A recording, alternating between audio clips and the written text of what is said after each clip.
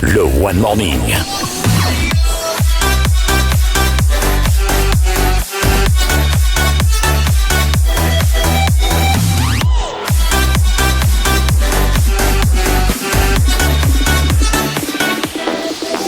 La matinale qui booste votre journée.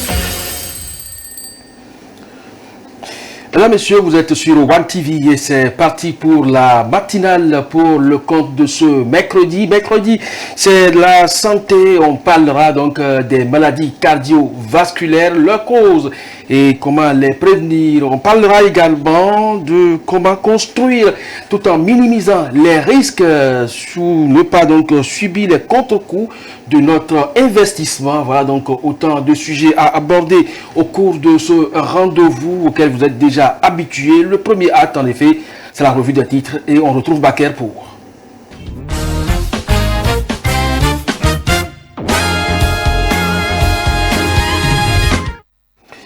Baker Sagita, bonjour. Bonjour à Métonou, bonjour à toutes et tous et ravi de vous avoir nombreux sur cette matinale.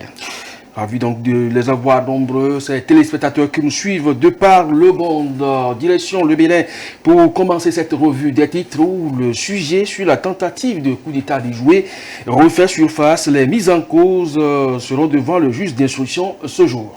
Et c'est le Béninois libéré qui ouvre le bal avec un titre majeur, tentative de coup d'État déjoué, un sujet qui interpelle et alerte l'opinion publique. Dans cet article, le parti Mouel Bénin se montre particulièrement ferme en condamnant sans équivoque cet acte déstabilisateur, tout en recommandant des mesures appropriées pour renforcer la stabilité donc du pays. Dans la continuité de son engagement, Mouel Bénin est également à l'honneur avec l'installation du comité de pilotage de la stratégie nationale d'inclusion financière par le ministre d'État Abdoulaye Bio Tchané. Selon le journal, ce dernier acte marque un tournant dans la lutte contre la pauvreté au Bénin, symbolisant les efforts concrets pour promouvoir l'inclusion financière et lutter contre les inégalités économiques.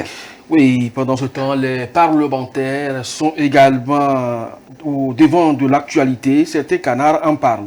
Et plusieurs journaux abordent l'ouverture prochaine de la deuxième session ordinaire 2024 de l'Assemblée nationale. Le Béninois libéré souligne que cette session, qui débutera demain, est marquée par des enjeux budgétaires cruciaux avec Vitali Boton expliquant en détail les principaux points à l'ordre du jour. Ces déclarations sont relayées également par le journal Les 4 Vérités qui titre Vitali Boton dévoile les 18 points inscrits à l'ordre du jour, en écho à l'informateur, le journal qui évoque les mêmes préoccupations budgétaires et politiques avec l'énoncé de ces 18 points essentiels. Parmi ces points figure le vote crucial de la loi des finances, un acte législatif d'une importance capitale pour l'économie du pays. Et un fait divers qui est rapporté par le quotidien béninois libéré, c'est bien sûr en rapport avec la justice. Et c'est deux marabouts qui comparaissent devant la Cour de répression des infractions économiques et du terrorisme criette pour une affaire de 400 millions de francs CFA. Cette affaire qui intrigue donc autant qu'elle choque, met en lumière des pratiques frauduleuses sous le prisme de la justice.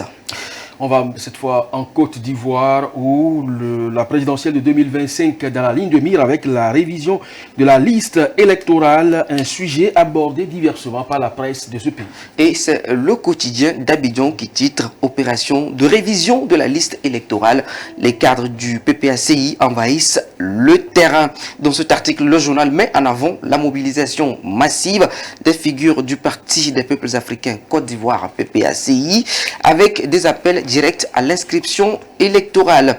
Koné et Katinan exhorte donc ses sympathisants avec son slogan percutant « Allez vous faire enrôler massivement ». 2025, c'est maintenant. Tandis que Jean-Gervais Tchédier insiste sur l'importance de l'inscription pour assurer la victoire du parti en déclarant « Inscrivez-vous pour garantir la victoire du PPACI ». Pendant cette opération, cependant donc, cette opération électorale ne se déroule pas sans controverse. Le journal soulève également une question sensible possible. Dans son titre, affaire extrait de naissance pour la RLE, quand Kubert Coulibaly tente de violer le code électoral. Ici, donc, Coulibaly, président de la commission électorale indépendante, CEI, est accusé de chercher à modifier donc les conditions d'inscription, ce qui suscite des réactions vives au sein de la classe politique. Le patriote, de son côté, parle également de cette liste électorale en révision, mais sous un autre angle. Et avec son titre, Kubert veut le maximum de requérants, mais l'accent sur l'ambition du président donc de la CEI d'encourager une participation massive. Le journal rapporte que plus de 65 000 personnes ont déjà été enregistrées en seulement 72 heures, soulignant l'engouement des citoyens pour cette étape décisive. L'appel de Kubert Coulibaly à la classe politique pour une mobilisation encore plus grande résonne ainsi comme un message unificateur au-delà donc des divergences politiques. Et puis au Cameroun, du moins c'est le retour de Paul Biya qui a continué d'alimenter la presse et les commentaires vont dans tous les sens. Et c'est Cameroun Tribune qui ouvre donc avec le titre évocateur « Il est là », soulignant donc le retour tant attendu du président après avoir participé au 4e sommet du Forum Chine-Afrique à Pékin, suivi dans ce jour privé en Europe l'accueil enthousiaste des populations qui se sont donc massivement mobilisées pour l'acclamer de l'aéroport international de Yaoundé, Nismi Malem, voilà, jusqu'au palais de l'Unité, souligne la dimension nationale et populaire de cet événement. Ainsi, le journal dépeint un retour sous le signe de la fête et de la réassurance à travers les pages spéciales détaillant cette journée exceptionnelle. Dans le même élan, Mutation renforce donc cette idée avec son titre saisissant « Le revenant est là ». Une formulation qui, tout en jouissant ou du moins jouant sur la métaphore du retour d'entre les rumeurs, illustre donc la résilience du président face au bruit du couloir sur sa santé. Par ce titre, le journal évoque également la surprise et le soulagement ressenti dans le pays à la vue de leur chef de l'État. Enfin, Dessan, le journal fait donc écho des mêmes thématiques avec son titre After 49 Days, Stay About Biya Back Home. Ce quotidien insiste particulièrement sur la manière dont ce retour met fin aux Boris for Goods Lingering Death Remorse, aux spéculations persistantes sur la supposée disparition du président. Par ailleurs, le journal se concentre également sur les premières discussions de Paul Biya à son retour, notamment avec le ministre d'État, secrétaire général à la présidence, Ferdinand Ngo, signe d'une reprise en main des affaires de l'État après cette longue absence au Cameroun. Merci donc à vous, Baker, d'avoir quand même permis à ces téléspectateurs, ces nombreux téléspectateurs qui n'ont pas pu fêter donc ces colonnes de ces journaux de suivre du moins ce qui fait l'actualité dans ces différents pays. On vous retrouve demain pour poursuivre l'aventure. Place à l'instant du jour.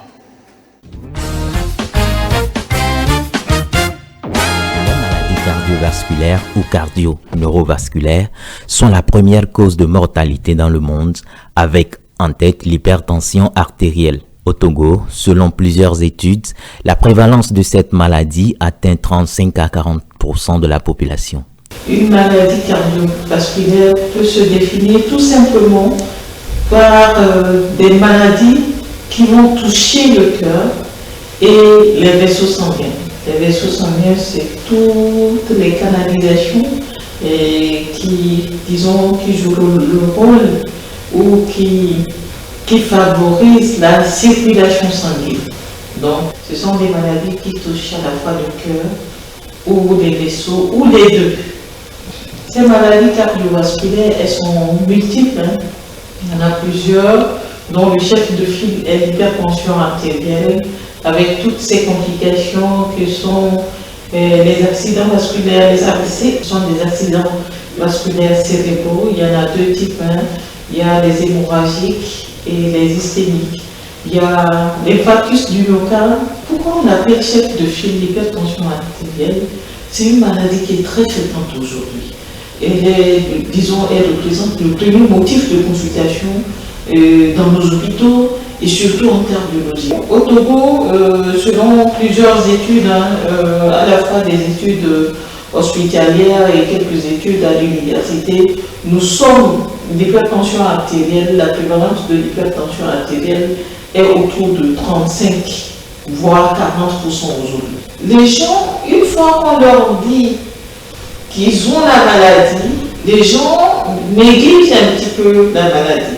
Il y a la négligence parce que ce n'est pas une maladie qui vous empêche de vaquer à votre occupation. Vous dites, c'est vrai, je suis hypertendu, mais bon, je continue mon travail. Habituellement, les gens, ils ne prennent pas les médicaments. Vous voyez, quand on prend 100 personnes qui ont été diagnostiquées comme étant hypertendues, 45% de ces personnes ne sont pas sous traitement. Le reste, ils peuvent être sous traitement, mais ils ne sont pas contrôlés. Les complications de l'hypertension peuvent entraîner la paralysie ou dans les cas les plus graves, la mort. Cependant, c'est une maladie qui peut être facilement prévenue en adoptant une vie saine. Si la maladie est déjà présente, il est essentiel de suivre les conseils des spécialistes et de prendre les médicaments prescrits quotidiennement. Cette maladie est une maladie qui est franchement préventive. C'est une maladie, on peut l'éviter. Il y a des moyens simples pour éviter la maladie, l'hypertension en général.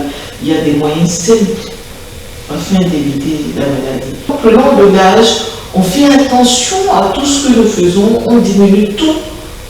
Il y a un adage qui dit que après 50 ans, il faudra franchement doser sur certains points. La consommation du sel, la consommation du sucre, la consommation des graisses, le stress. Il faudra diminuer plus à partir de 50-60 ans, se faire des histoires pour rien, avoir des problèmes d'amour au boulot, des services dans les familles, avec son partenaire, avec son conjoint, son épouse, sa femme. Ça ne sert à rien, ça ne vous apporte que des maladies et ça écourte plus la vie. Et à partir de 50-60 ans, il faudra faire attention. Les hommes, ils se donnent à plusieurs disons, automédication peut être physique sexuellement en bon état et ça entraîne beaucoup de maladies cardiovasculaires, surtout la crise cardiaque. On a déjà appris des décès des personnes pendant l'acte sexuel. Quand la maladie est là, il y a des choses aussi à faire. Vous êtes hypertendu, vous n'êtes pas hypertendu, acceptez la maladie, faites face à la maladie, prenez vos médicaments. La prise de médicaments, malheureusement, c'est tous les jours. C'est un traitement à vie. Donc, les moyens simples aussi pour éviter, il faudra vraiment diminuer la consommation du sel, la consommation du sucre, la consommation des graisses, manger sainement. Sainement, c'est comment?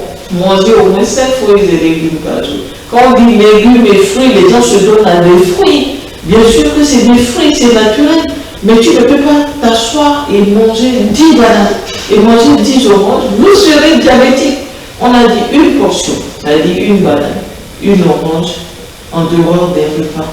De ça, si vous voyez. Et puis faire du sport, éviter l'alcool, éviter le tabac, les chichas, tout ça. Il faut noter qu'aujourd'hui, les femmes sont les plus touchées par les maladies cardiovasculaires et face à l'ampleur de ces maladies, la prévention reste la meilleure arme. Une prise de conscience collective et individuelle est nécessaire pour inverser la tendance et protéger les générations futures. Merci donc à vous, Nicolas Idiou, pour cet entretien et cet élément très instructif pour le bien-être de chacun et de tous. Place maintenant à la discussion.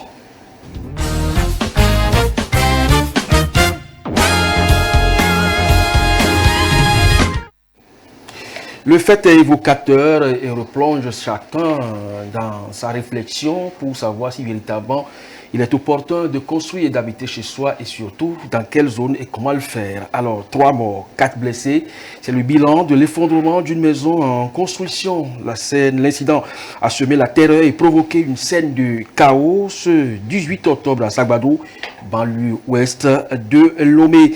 Pourtant, on aurait pu éviter si vraiment une attention avait été accordée aux conclusions du rapport d'inspection réalisé par les autorités communales de Golfe 7 et les sapeurs-pompiers en mai 2023 déjà.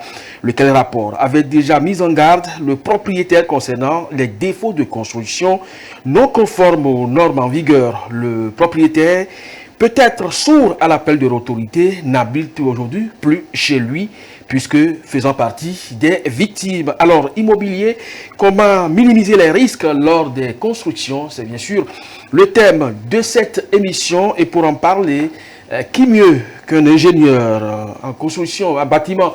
Donc, je reçois sur ce plateau M. Marius Bani. Bonjour. Bonjour. Alors, je rappelle que vous êtes le vice-président de l'Ordre national des ingénieurs du Togo. Et c'est donc à ce titre que vous êtes avec nous dans ce studio. Le drame de Sagbado, vous êtes porté également sur le terrain. Vous avez constaté les gravats.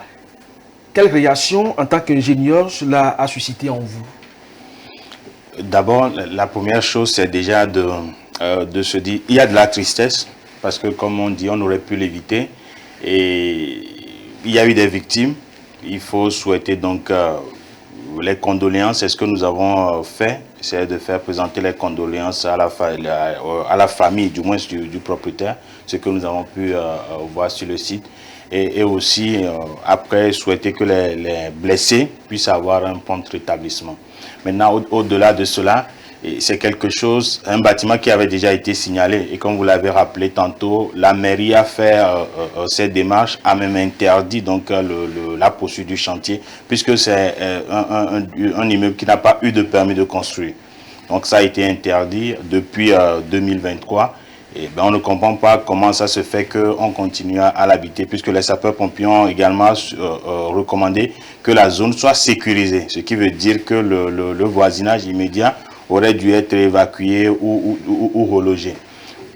On ne peut pas comprendre un an après comment se fait-il que ça n'a pas été fait et qu'on arrive au drame. Pour notre part, ce que nous avons constaté, il y a eu énormément, c'est-à-dire que c'est de l'inconscience à la rigueur, énormément de malfaçons sur ce immeuble-là, aller jusqu'à R+5 avec ce qu'on imagine comme béton qui a été mis en termes de structure, rien n'a été respecté, et dans le dosage du béton, puisque tout le bâtiment, c'est un bâtiment R+5, tout le bâtiment s'est effondré, oui, le béton s'est effrité, c'est comme un château de cartes. Donc c'est dramatique, là, on le dit. Là, ce sont quand même des fautes imputables aux ingénieurs, aux spécialistes de construction, parce que le propriétaire, ce n'est pas lui qui a réalisé l'ouvrage. On en viendra tout à l'heure. Qui peut construire, à qui on peut confier donc un chantier en construction? On va en parler. Alors, est-ce que c'est aujourd'hui un impératif pour un citoyen, travailleur ou non, opérateur économique fut-il, de construire et forcément d'habiter chez lui? Pour vous? On ne peut pas interdire aux gens de construire. Si quelqu'un a de l'argent, quelqu'un désire, il a un projet, c'est son rêve de construire, pourquoi pas? Maintenant, ça ne doit pas se faire n'importe comment. Vous le disiez tantôt, pour me permettre de revenir à ce immeuble-là, je ne pense pas qu'il n'a pas appelé d'ingénieur, on l'aurait su. Aucun ingénieur formé et déjà n'aurait fait ça, parce qu'il ne serait pas allé à ce niveau. Maintenant, quand on a le désir de construire, il faut faire appel aux professionnels.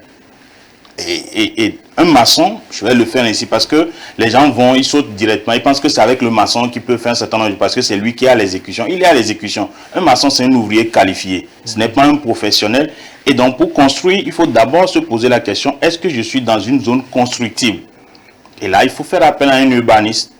Après, là où l'espace que j'ai sur lequel je veux construire, est-ce que ça s'inscrit dans le plan cadastral de l'administration du Togo? On va faire appel à un géomètre. Après, quand on quitte ce niveau, suivant le projet qu'on a, on va faire appel à un architecte pour faire la conception architecturale, vérifier, parce que l'architecte suit aussi des normes. Aujourd'hui, vous n'allez pas aller faire des chambres de 3 mètres sur 2,5 ou de 3 mètres sur 3 pour dire que vous voulez habiter parce que ou quelqu'un va dormir dedans. Ce n'est pas normal, il faut des aérations, il faut un certain nombre de choses. L'architecte doit tenir compte de ça en projetant le bâtiment. Et après, vous arrivez à nous les ingénieurs. Je ne dis pas l'ingénieur, mais je dis les ingénieurs. Parce que déjà, le sol sur lequel vous allez construire, il faut faire une étude du sol. La géotechnique, il faut un géotechnicien qui a des appareils, qui va aller en laboratoire, qui va prendre le sol, qui va regarder un certain nombre de choses.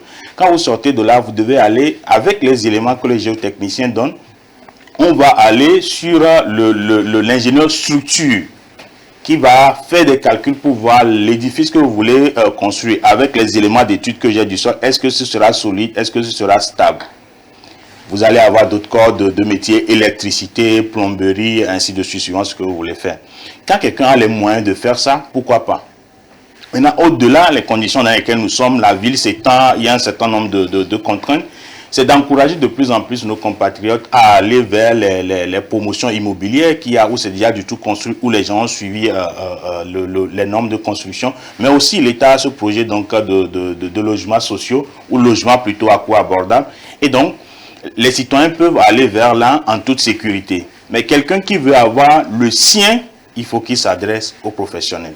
Bon, puisque vous avez extrapolé la question, on va revenir donc à tous ces facteurs pris un à un, parce que vous avez dit beaucoup de choses à la fois. La question de la viabilisation, Sabado, on l'a dit, banlieue ouest de l'Obé, ça veut dire que c'est quand même une zone qui a été hostile, les gens ont été recasés.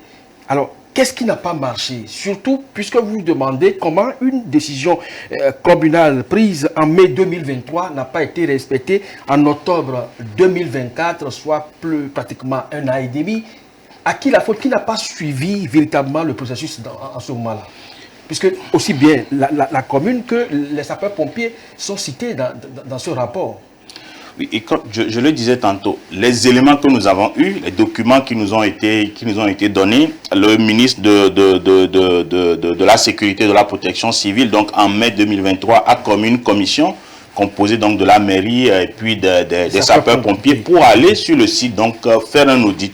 Ce qui a été fait, il y a un rapport qui a été produit et des recommandations sont assorties. C'est les éléments que nous avons lus. Et donc, nous posons la même question. Comment se fait-il que dans ces conditions, cette disposition a été prise, on a demandé de sécuriser et que la personne puisse être encore rentrée dans le bâtiment avec d'autres personnes, déjà, pour qu'il y ait ce drame-là. Nous posons la même question. Espérons que vos confrères sont en train de dire un certain nombre de choses que nous entendons. Nous espérons que nous irons au bout pour comprendre ce qui s'est réellement passé à ce niveau-là. Ça attire notre attention sur quelque chose qui existe déjà. Ça veut dire que les citoyens, dans leur citoyenneté, il y a un problème.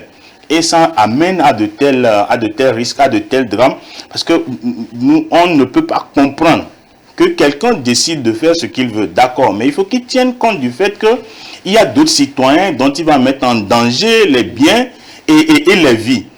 Et là, comme nous avons un État, il faut que l'État sanctionne ce type d'individu sévèrement. Parce que si lui veut se suicider, d'accord, mais qui n'entraîne pas d'autres personnes, comme le cas que nous sommes en train de voir, que nous vivons aujourd'hui avec Sabado, qui n'entraîne pas d'autres personnes dedans, qui n'entraîne pas les biens. Vous savez, et au-delà de la tristesse, le choc qu'on a eu, pourquoi on s'est déplacé en même temps, on voulait aller voir déjà, parce qu'on imaginait que ça, ce bâtiment qui s'effondre, ça va être des dégâts. Heureusement, l'heure à laquelle ça s'est passé, ça fait que ça n'a pas fait plus de dégâts que ça. Mais imaginez que ce soit en journée, les bonnes dames qui vont devant cet immeuble-là, l'immeuble est au bord de la route. Donc le fait déjà d'entendre le bruit de l'effondrement, j'imagine le nombre d'accidents, les gens qui se seraient rentrés dedans. Heureusement, ce n'est pas arrivé, le nombre de victimes. Déjà 3, c'est beaucoup.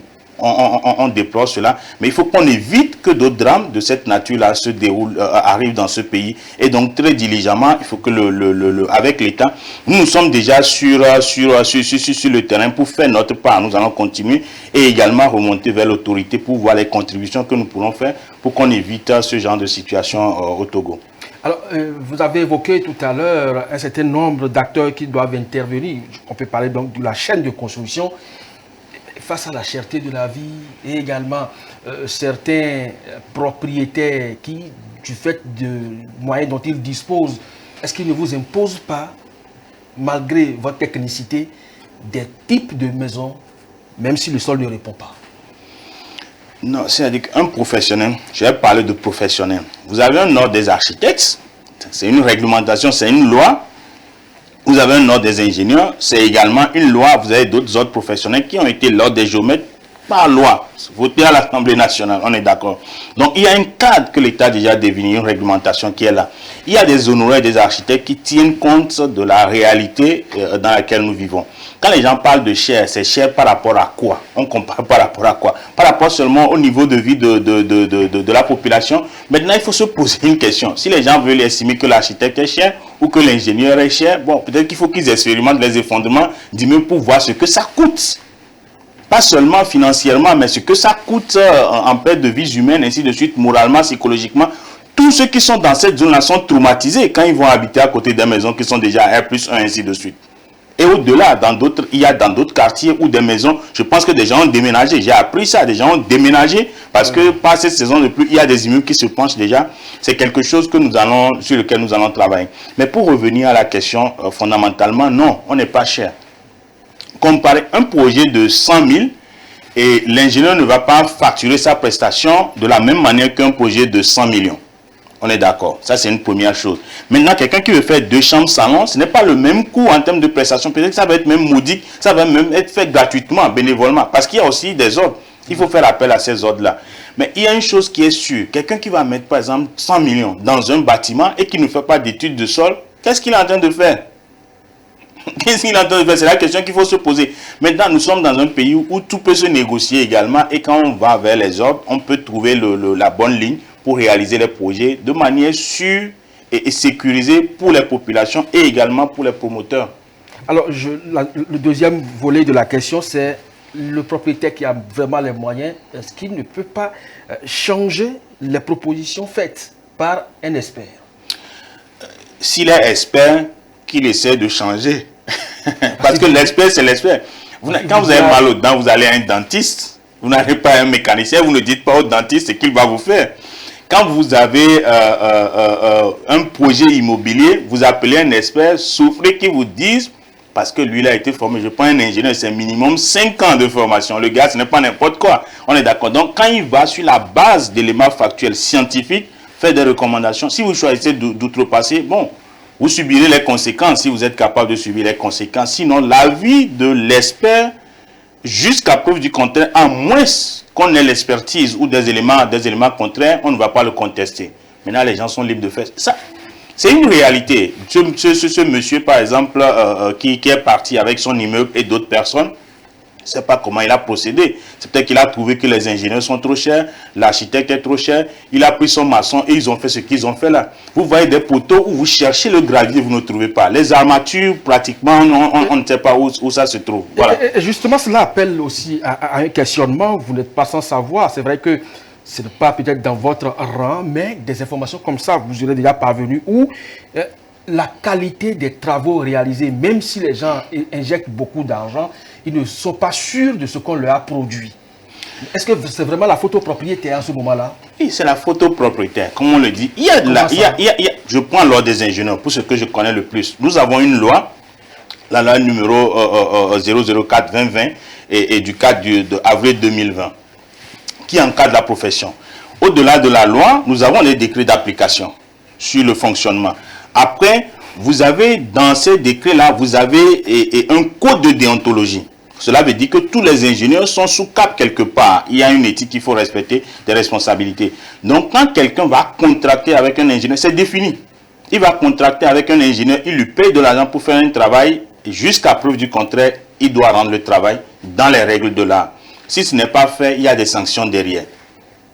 Dans ces conditions, si un propriétaire va vers un ingénieur, il doit se dire, il est rassuré. La loi de toute façon le rassure et le couvre aussi, si ça ne se passe pas bien. Et l'ingénieur, il a une manière de procéder, de fonctionner. Et donc, il ne va pas faire n'importe quoi. Mieux, pourquoi est-ce qu'il y a un ordre? C'est pour que dans de tels cas, on puisse s'adresser par exemple à l'autre qui va dire, ok, j'ai plusieurs ingénieurs, il y a certains qui sont juniors, il y a des seniors, il y a des doyens.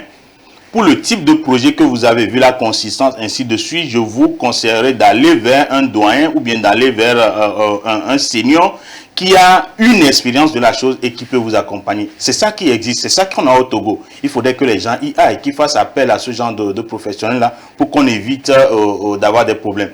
Maintenant, je vais aborder l'autre côté. C'est quoi? C'est que si on appelle un ingénieur, lui, il a été formé, s'il est agréé, parce que tous les ingénieurs aujourd'hui au Togo ne sont pas inscrits à l'ordre des ingénieurs. C'est là où la population également doit faire la différence. Si on appelle un ingénieur et un propriétaire, lui il a été formé, il travaille sous un code, et un propriétaire va lui dire de lui faire ce qu'il veut lui faire. Moi je dis souvent, je prie que ça ne caille pas. Parce que si ça caille, il y a des dégâts, on va se retrouver dans des poursuites. Puisque la loi nous donne donc ces prérogatives pour poursuivre ainsi de suite et au-delà de ce que le client peut faire. Donc, disons que utilisons les professionnels. Je n'ai pas de, quand j'ai des mots de tête, ce n'est pas la dame qui vend la bouillie, voilà, à côté que je vais voir. Je vais au moins dans un CMS en fonction de mes moyens qu'on regarde, qu'on me fasse, s'il y a des analyses à faire. Donc, pour la construction également, ce qui est important, on investit beaucoup d'argent dedans. Les professionnels, il faut sortir ça de la tête. Je veux le dire, que les gens sortent de la tête que l'ingénieur coûte cher ou que l'architecte coûte cher ou autre chose. Une consultation médicale, ça coûte combien? Les gens, ils vont, pour le palu, ils payent consultation. Pourquoi pas si les ingénieurs ne prennent pas consultation, c'est ça. On va vous donner des conseils gratuitement. Si vous venez à moi, il y a déjà un certain nombre de choses que je vais vous dire, je ne vais même pas vous prendre un franc. Idem pour d'autres confrères. Pour le projet, les confrères vont aller dessus, on va se déplacer. Parce que l'ingénieur d'abord, comme le médecin, comme d'autres, c'est un métier qui est noble. Et on doit faire pour le confort, pour le bien-être de nos concitoyens, des humains. Et donc, sur cette base-là, on ne va pas rentrer dans un projet et faire n'importe quoi. Mais je veux revenir là-dessus. Les ingénieurs agréés, il faut que les gens s'adressent à l'ordre pour être sûr que le professionnel qu'ils sont en train de prendre, c'est quelqu'un qui travaille sous un code d'éthique, sous un code de responsabilité. Justement, vous avez sorti le mot l'éthique. Donc, celui qui va aujourd'hui solliciter un professionnel, il peut vraiment lui faire confiance à 100% pour l'exécution des travaux. Oui, ce que je dis, il va lui faire confiance à 100%. Il ne peut pas faire autrement.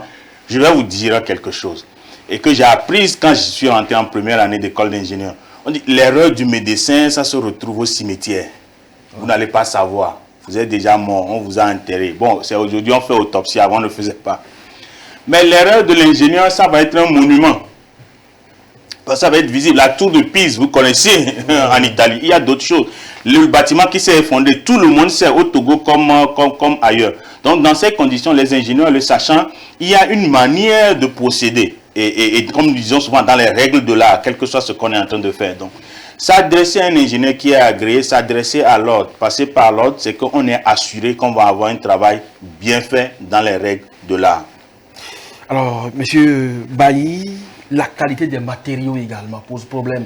Aujourd'hui, avec le système SAM, le système de marquage automatisé que le Togo est en train de mettre en place pour pouvoir s'assurer, en tout cas, pour ce qui est des produits que nous consommons sur le marché aujourd'hui, eh bien, le gouvernement fait quelque chose dans ce sens-là. Mais pour ce qui concerne les matériaux qui entrent en construction, est-ce que vous pensez que la même chose se fait et que nous avons la qualité, par exemple, pour ce qui concerne les barres de fer? Ça a toujours posé problème dans l'espace ouest africain. Effectivement, ça pose problème. Je vais vous dire même que le cas du Togo est assez problématique, puisqu'on a des informations là-dessus. Nous-mêmes, ça nous pose énormément de problèmes. Quand vous prenez l'exemple des barres de fer, on vous dit vous avez sur le marché des barres de fer qui sont normalisées. Et des barres de fer quoi. Ouais. Voilà, donc, ordinaire. Bon, on va dire, si vous voulez dire ordinaire, on va le dire ainsi. Donc, quand l'ingénieur fait ses calculs, c'est en partant sur des normes. Il dit barre de 12, il doit avoir un diamètre de 12, il y a un certain nombre d'éléments en termes de résistance, les matériaux et tout ça là.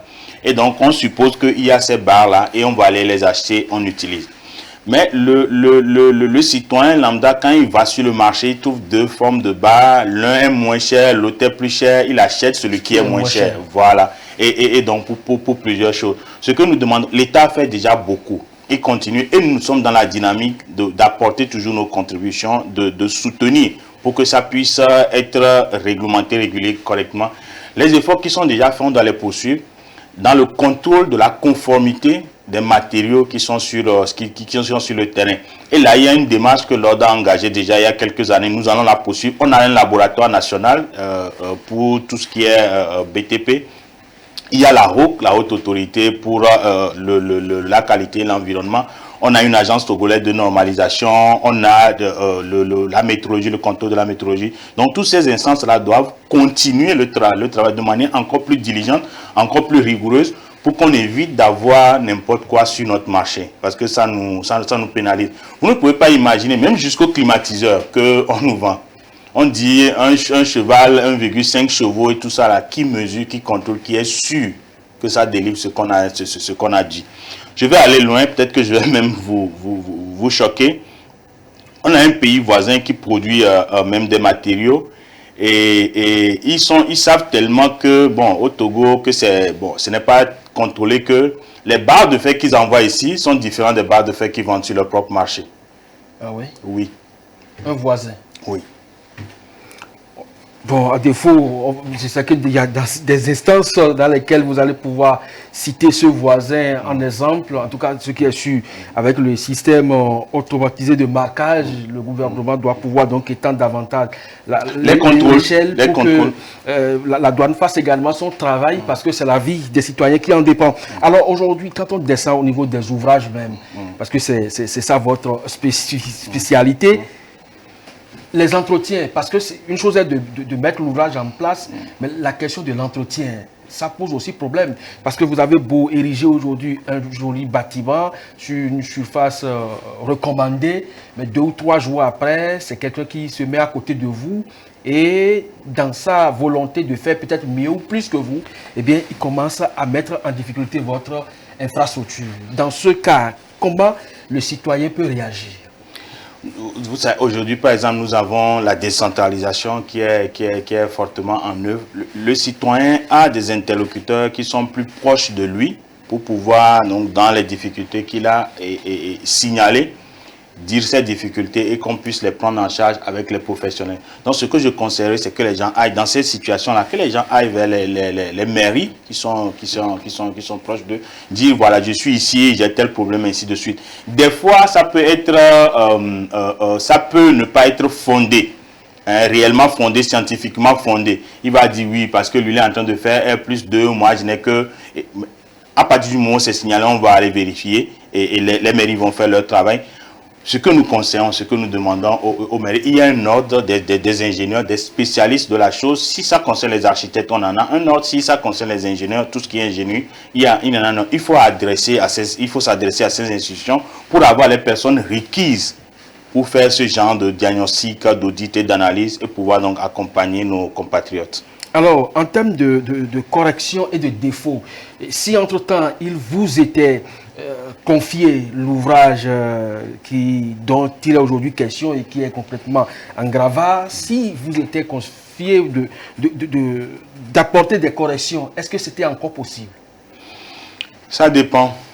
Ça dépend. Tout est possible jusqu'à la démolition. Parce qu'on va aller travailler, à partir du moment où on travaille sur des éléments qui sont des éléments scientifiques, on va avoir des éléments, des données qui nous permettent d'apprécier est-ce qu'on peut renforcer, est-ce qu'il faut démolir une partie, est-ce qu'il faut faire une démolition totale, ainsi de suite. Donc le spécialiste pourra recommander quoi, comment le faire, ainsi de suite. Alors lorsque on dit par exemple l'absence de permis de construire, est-ce que cela voudra dire cessation de travaux ou comme on l'a recommandé donc, à ce constructeur qui était donc pratiquement à la fin de son ouvrage, est-ce que cette cessation suppose simplement qu'il faut détruire? Ok, dans le cas d'espèce, comme je le dis, le rapport qui a été fait a fait des recommandations.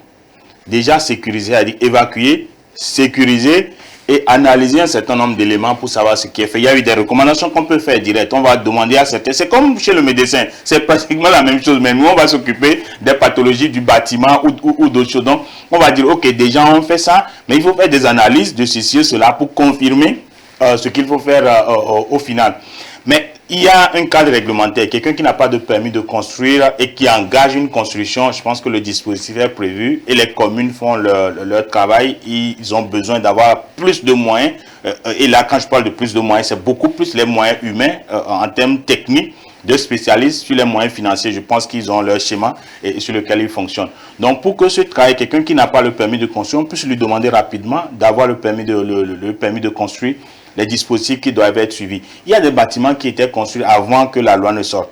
Il y a un processus, un dispositif de régularisation également pour avoir le permis de construire. Maintenant, pourquoi le permis de construire? L'État a défini les éléments qui doivent constituer la demande. Et donc, ces éléments vont faire appel aux spécialistes. Donc, on est sûr que quand l'État vous permet de construire quelque part, c'est que la zone est constructible, il y a... Et c'est dans son plan cadastral, l'architecte a fait son travail, puisque même c'est les architectes qui introduisent la demande pour les demandeurs, que les ingénieurs ont fait l'étude de sol, l'étude de structure et que c'est bon. Quand vous avez le permis de construire, il y a ce qu'on appelle le contrôle technique qui va suivre. Quand l'État vous donne le permis, vous engagez votre travail. Au niveau fondation, déjà, il y a une équipe de techniciens qui va venir, différents corps d'État, qui vont venir aux différentes spécialités, qui vont venir regarder qu'est-ce que vous êtes en train de faire. Est-ce que c'est conforme au permis qu'on vous a délivré? Est-ce qu'entre le permis et au moment où vous avez commencé à travailler, il n'y a pas eu d'évolution au niveau des données? Est-ce qu'il n'y a pas de données qu'il faut encore affiner? Et donc, on va vous suivre dans votre projet. Quand le projet est fini, vous avez un certificat de conformité qu'on va vous délivrer, qui dit que vous pouvez maintenant, on a vérifié, vous avez bien suivi, vous avez utilisé les barres de 12 normalisées ou des barres qu'il faut ainsi de suite, vous avez respecté ceci ou cela. Et donc, quand vous donnez le certificat de conformité, vous pouvez utiliser votre bâtiment, l'exploiter, habiter, faire ce que vous voulez. Si c'est un R+, 10, les gens peuvent venir à un moment. Parce que le souci aussi, c'est quoi? Quand l'ingénieur va travailler, vous avez un bâtiment, je prends R+5 par exemple, l'ingénieur va faire un certain nombre d'études. Au-delà du sol dont je parlais, il y a tout ce qui est structure. Pour regarder, c'est un bâtiment commercial, les gens vont venir. Quel sera le pic? Parce que ça, c'est le travail que fait l'ingénieur. Le pic, par exemple, de fréquentation de cet immeuble, parce qu'il va arriver un jour, peut-être, il y aura 500 personnes dans l'immeuble. Ce n'est pas chaque jour comme ça, mais il va arriver un jour, il y aura 500 personnes. Est-ce que le jour où, et en 5 minutes, 500 personnes se retrouvent avec tout leur poids dans le bâtiment, il va tenir ou ne va pas tenir? Parce que c'est quelque chose auquel on ne réfléchit pas, mais c'est ça la réalité, c'est le travail que l'ingénieur va faire. Et donc, quand c'est fait, et le certificat de conformité est délivré, bon, les gens peuvent circuler, faire leurs affaires tranquillement, en toute sécurité. Mais tout ce que vous avez, toutes ces étapes-là, est-ce que ce n'est pas ça qui rebute la plupart du temps les citoyens? C'est des coûts? Oui, et moins cher coûte toujours cher, et des fois très cher, comme le cas de Sagbado. Pourquoi les coûts, on veut faire, on a mis la possibilité, si c'est un chose qu'on est accompagné par des spécialistes, de faire des choses par phase, suivant les éléments qu'on a, la possibilité qu'on a. Mais quand nous parlons, nous ne devons pas seulement regarder le domestique. Nous avons des gens qui font des affaires. Bâtiment R+5, est-ce que c'est seulement pour habiter ou bien il y aura des gens qui vont aller louer dedans, on va faire ceci ou cela. Donc vous voyez, il y a les aspects commerciaux des choses qu'il faut voir. Et donc les promoteurs immobiliers, ceux qui ont des projets, ils doivent faire appel aux professionnels. Si on le fait bien, peut-être que les populations, le coût que le professionnel va facturer pour les populations va diminuer, puisqu'on est toujours aussi dans le principe de la solidarité pour un certain nombre de choses. Donc, à vous écouter, on a aussi comme l'impression qu'on ne peut pas se lever donc, du jour au lendemain pour dire, bon, je vais finir ma construction en 3 mois, en 6 mois. Ça peut attendre même des années. Oui. Ce n'est pas, on ne va pas se dire, oui, moi je veux que ça soit fait. Vous parlez de coût tout le temps. Moi, je veux que ça soit fait en 1 mois. D'accord. Est-ce que techniquement, scientifiquement, c'est possible? L'ingénieur va analyser. Il y a des projets qui peuvent être faits en 3 ou 4 mois. Cela veut dire que peut-être les gens vont travailler la nuit. Cela veut dire qu'il faut faire de la préfabrication et il faut quelqu'un pour pouvoir gérer. Mais ça a un coût. Comparé à faire le même projet peut-être en 8 mois. Si c'est un projet particulier, peut-être comparé à faire le même projet en 12 mois où on va aller suivant les moyens que nous avons à un rythme qui est un rythme soutenable pour nous et la disponibilité d'argent. On ne peut pas inventer, faire de la magie. L'ingénieur n'est pas magicien. Il ne fera pas de la magie. Il y a la nature. Il y a les intempéries qui vont intervenir à un moment, ainsi de suite. Donc, il y a différents éléments. Et quand on veut en avoir pour son argent, il faut qu'on soit prêt à mettre cet argent dedans. Il faut qu'on soit prêt à mettre son argent dedans. Peut-être vous érigez aujourd'hui juste une villa et puis un matin, Dieu vous fait grâce et vous estimez qu'il faut monter 1, il faut monter encore 2. C'est soutenable? Ou il faut toujours faire recours à un ingénieur alors que préalablement, ils avaient déjà travaillé sur la fondation de la toute première villa? C'est pour ça qu'il faut faire appel à un ingénieur. Encore? Oui, il faut faire appel à un ingénieur parce que lui, il va prendre les éléments. Comme je vous dis, vous allez chez le médecin, c'est consultation aussi, il va prendre des éléments. C'est un professionnel, un ingénieur. Il a fait au moins 5 ans d'études, comme je disais, et au-delà, avec son expérience, ainsi de suite, il y a un certain nombre d'éléments scientifiques. Et il est toujours en formation continue aussi. Il fait de la veille. Donc, aujourd'hui, je veux faire 2 chambres salon. Mais, bon, la manière dont je suis en train de prier pour avoir promotion au boulot, Je pense que d'ici 3 ans, je vais avoir promotion, j'aurai plus d'argent, je vais mettre paillote ou faire d'autres choses ou aller à R+. Déjà, pour votre 2 chambres salon, l'ingénieur va dimensionner la fondation avec une marge de sécurité. On ne sait jamais. Et aussi au Togo, si on se connaît, ce que vous dites là, nous connaissons cette culture-là, cette mentalité. Donc les choses seront dimensionnées en fonction, en tenant compte, lorsque vous faites appel aux spécialistes, du sol que vous avez. Quelqu'un qui est à côté de vous n'a pas le même sol que vous. Peut-être votre projet de 2 chambres salon, comparé à son projet de 2 chambres salon, va coûter moins cher que lui si vous avez fait appel aux professionnels et vous ne vous êtes pas contenté seulement de votre maçon. Parce que la fondation qui va être faite chez vous, la profondeur à laquelle on va creuser, les semelles qu'on va faire ainsi de suite, l'ingénieur va tenir compte des éléments scientifiques qu'il a sur votre sol pour pouvoir faire donc les calculs. Maintenant, quand c'est fait ici, vous avez 2 chambres salon avec la sécurité qui est prévue, l'espace est là, ainsi de suite. Par la force des choses, au bout de 3 à 5 ans, vous avez plus d'argent, vous voulez dépasser même ce qui était prévu. C'est possible quand vous faites appel aux professionnels. Il va tenir compte de la situation actuelle, regarder les contours. C'est pour ça également, comme disons, l'ingénieur ne peut pas travailler seul. L'architecte non plus, c'est impossible. Chacun a son rôle. Donc l'ingénieur n'est pas architecte et l'architecte n'est pas ingénieur. Et donc, en fonction de l'espace que vous avez, de comment on peut l'agencer, ainsi de suite, on va faire appel certainement à un architecte pour qu'il regarde le nouveau projet, comment on le fait en inscrivant l'ancien dedans. Quelles sont les possibilités que nous avons? Je vais vous surprendre. Et on peut, avec votre bâtiment, chercher d'autres espaces, construire un nouveau bâtiment qui soit soutenu de manière autonome de l'ancien bâtiment. Ah bon? Oui, mais il faut quelqu'un spécialiste pour le faire. Vous dites, ah bon, il y a des gens qui sont formés pour pouvoir le faire. Mais quand vous appelez votre maçon, il n'a aucune notion de la chose, je peux vous le dire. Il n'a aucune notion de la chose, il ne sait pas ce qui se passe. Oui, il va dire où on pose les briques, il faut faire des briques de 20 pleins, il faut juste creuser ici. Le maçon sait comment le sol se comporte. Quand vous avez déjà creusé, vous avez déjà fait une semelle et qu'on l'a posée, et des fois on fait des semelles sans coffrage parce qu'on n'a pas beaucoup d'argent, le coffrage va coûter cher. Pourquoi est-ce qu'il faut faire un coffrage? Pour que ça soit fait dans les règles de l'art, ainsi de suite. Le maçon ne sait pas, mais l'ingénieur sait. Et quand vous avez déjà votre semelle, quelles sont les dimensions de votre semelle? Dans quelle marge on peut faire une autre semelle, ainsi de suite? Qu'est-ce qu'on peut faire? Est-ce que vous avez un voisin? Qu'est-ce que le voisin a fait chez lui? À quelle profondeur le voisin a allé pour sa fondation? Où se trouvent les puisards de votre voisin?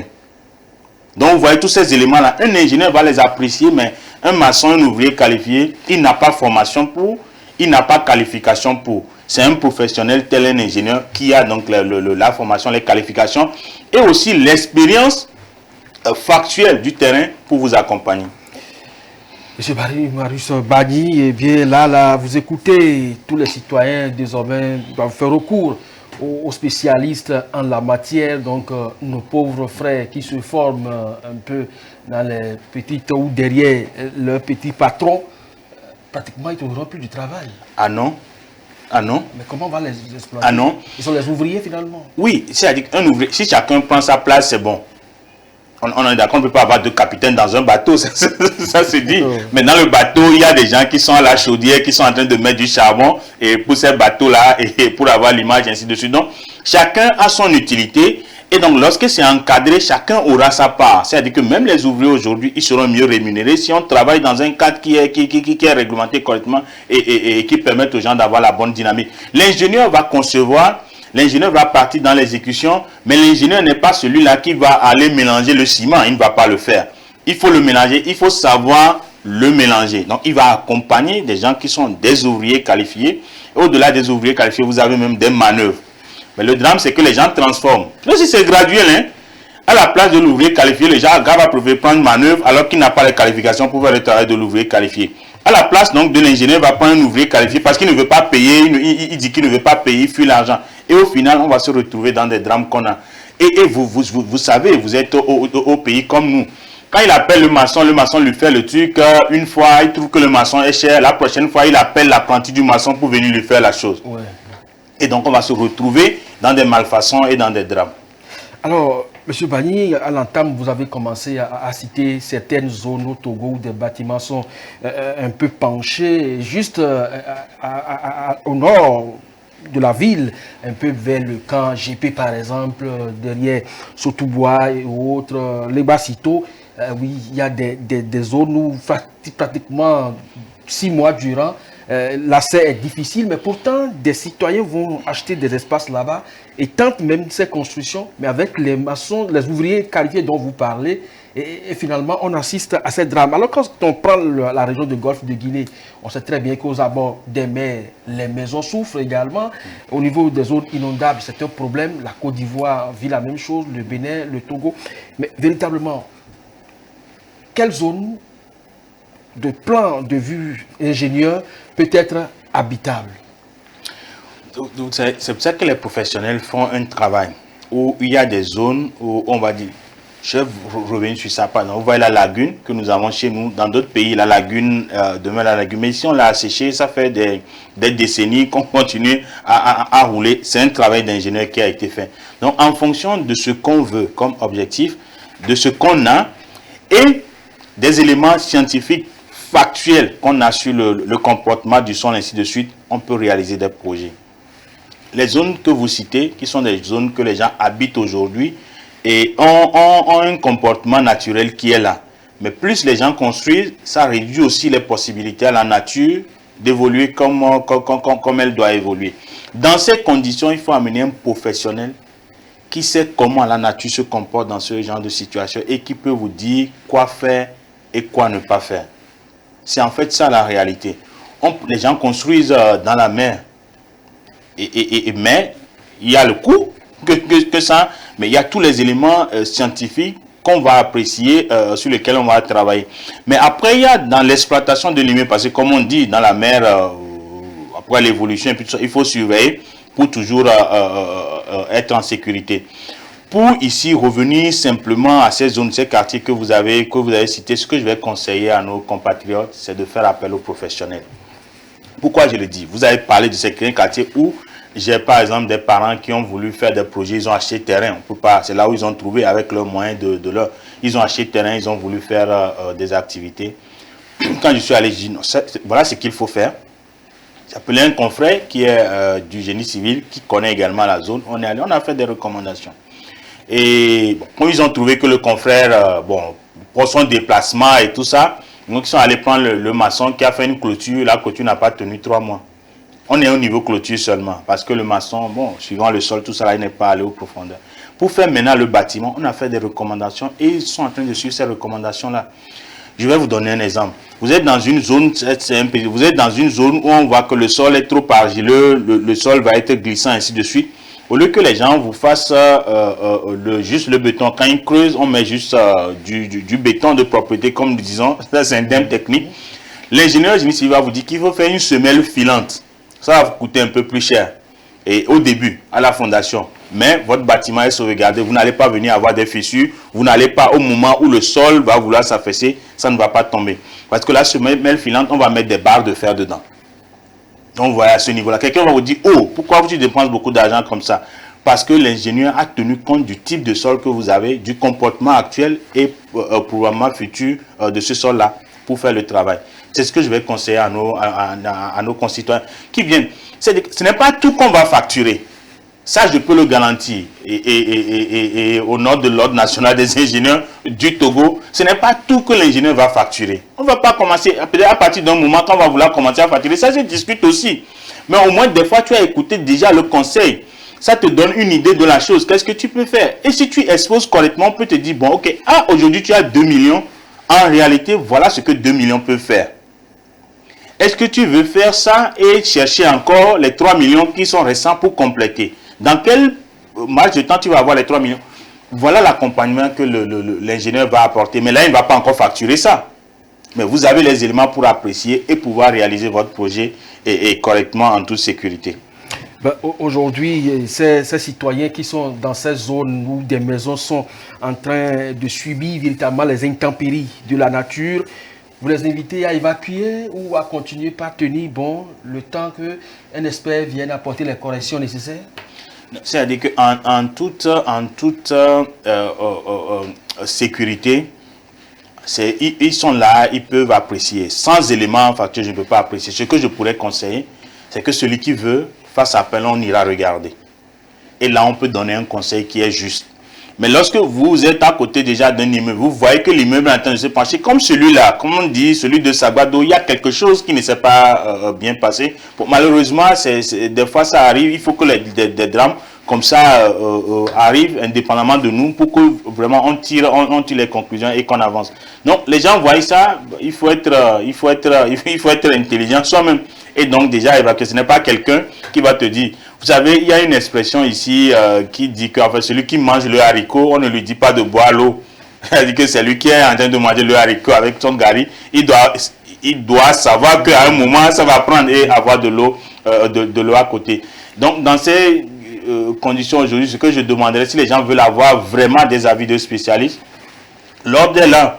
Et on fait appel et le spécialiste qu'il faut, nous dépêcherons et pour regarder, donner les conseils qui sont utiles. Mais il y a une chose également que je vais dire, c'est que nous sommes des professionnels et il va arriver, nous connaissons les limites de notre exercice, on est d'accord, de notre expertise. Il va arriver des situations dans lesquelles on va vous dire que l'ingénieur peut donner son avis, mais on va appeler un sapeur-pompier. Ou l'ingénieur peut donner son avis, mais l'autre côté, ce que vous cherchez réellement pour avoir l'entièreté de la solution, il faut un architecte, par exemple. Vous venez à l'ingénieur, on va vous dire, ça, moi je suis ingénieur mécanicien. Et donc, il faut un géotechnicien, il faut un ingénieur structure, ou bien il faut un ingénieur électricien pour pouvoir vous conseiller entièrement. Oui, tout ce que vous dites là, est-ce que vous pensez qu'on fait vraiment recours à ces références-là? Si l'expertise est là, bon, la personne voit peut-être ce qu'il va gagner, et donc par conséquent, même si ce n'est pas sa spécialité, il préfère quand même donner son avis. Ça arrive, non? Ça arrive. C'est ça qui nous amène dans les problèmes.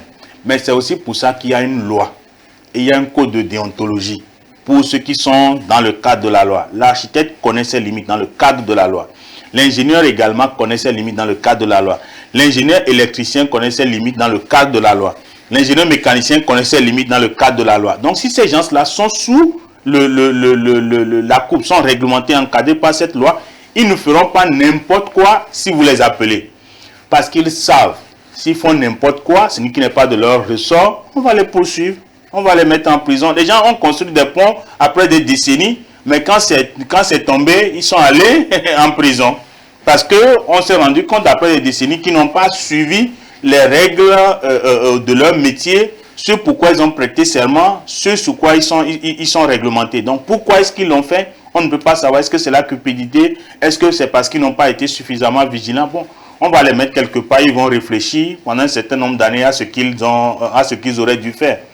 Donc, quand vous écoutez, tout citoyen qui fait recours à l'ordre aujourd'hui est beaucoup plus assuré, non seulement de la qualité du travail, mais au cas où il y aura défaillance, il peut porter plainte et l'ordre peut aussi s'auto-saisir. Absolument. Ça, je vous le confirme, absolument. C'est dans la loi. Et tous les ingénieurs qui sont agréés, avant même que on ne te donne le numéro, il y a un certain nombre d'éléments. Comme je vous dis, le code de déontologie, celui qui est agréé, il a lu le code de déontologie, il a accepté qu'il va le respecter. Donc, quand c'est protégé comme ça, le citoyen... Parce que pourquoi est-ce qu'on fait une réglementation? Il y a des autres professionnels. C'est pour protéger le public. C'est pour ça que l'État l'a pris. Donc maintenant, quand on nous donne cet outil-là, nous qui sommes togolais, parce que moi-même aussi, on me donne cet outil. Si je construis chez moi, j'appelle un ingénieur électricien qui vient faire n'importe quoi, la loi me donne tous les droits pour aller porter plainte contre lui. Nous recevons des plaintes. Je vous confirme. Nous recevons des plaintes et nous regardons. Nous recevons, heureusement, jusqu'à maintenant, les plaintes que nous regardons, et ce n'est pas nous, c'est parce que les gens ont affirmé qu'ils sont ingénieurs, et puis tout ça là, donc on leur dit, lui, il n'est pas ingénieur, il n'est pas sous notre... Donc, allez vers la justice et vous allez régler votre problème là-bas. S'il est ingénieur et qu'il a commis une faute, la loi prévoit les sanctions. Elles sont bien claires. Et il y a une chambre de discipline qui va connaître du dossier et qui va prononcer les sanctions qu'il faut. Mais est-ce que vous pensez que vous faites assez pour que le public sache que vous existez et pour sa sécurité? Oui, mon cher ami, c'est-à-dire que nous sommes l'un des autres. C'est pas que je veux pas me défendre non plus. Nous sommes l'un des autres qui sont les plus jeunes. Je pense que nous faisons beaucoup. Nous continuons la preuve. Nous sommes sur votre chaîne. Nous allons continuer pour que la population togolaise, nos compatriotes, et ait l'information, ait la juste information et puisse faire recours donc aux professionnels. Monsieur Marius Badi, vice-président de l'Ordre national des ingénieurs du Togo. Cette émission est pratiquement terminée en 30 secondes ou plus. Qu'est-ce que vous avez encore de plus essentiel à partager avec vos concitoyens? Dans les projets immobiliers, les projets de construction, la base de la chose réglementairement, le permis de construire. Et là, vous êtes assuré que les professionnels des différents corps vont intervenir pour que votre projet puisse être réalisé en toute sécurité. Deuxième chose, pour ce qui concerne l'ingénierie, la construction, l'Ordre national des ingénieurs du Togo est à la disposition. C'est un outil que l'État togolais s'est donné. C'est l'Assemblée nationale qui a voté la loi. Donc c'est un outil qui nous est donné pour qu'on puisse l'utiliser et que sur les questions d'ingénierie, en l'occurrence la construction, on fasse tout en toute sécurité. On fasse tout en toute sécurité. C'est sur cette sécurité donc que nous refermons cette émission. Vous donnons rendez-vous demain sur un autre volet de débat, toujours pour la construction de la cité. À chacun, à tous, merci de nous avoir suivis. C'était One Morning sur One TV. À très bientôt.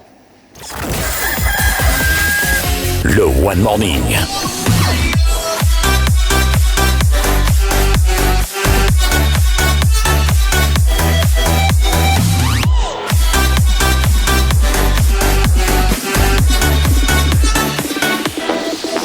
La matinale qui booste votre journée.